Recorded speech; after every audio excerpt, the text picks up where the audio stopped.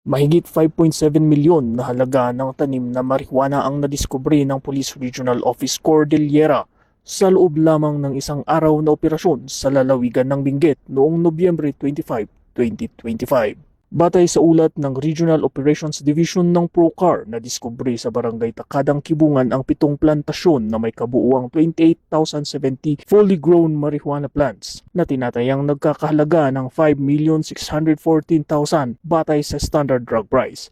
Samantala natukoy din ang isa pang plantasyon sa Barangay Sentral Kapangan kung saan nadiskubre ang 500 fully grown marijuana plant na may halagang 100,000.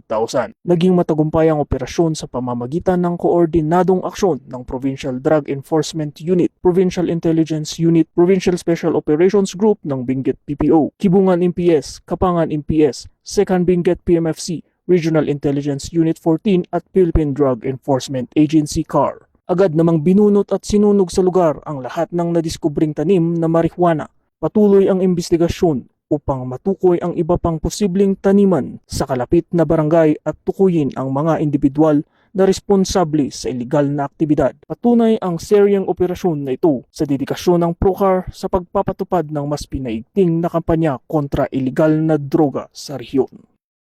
Mula dito sa Takadang Kibungan, Benguet, ako ang inyong PNN correspondent, Patrolman Sumkad, alagad ng batas, tagataguyod ng Balitang Pulis.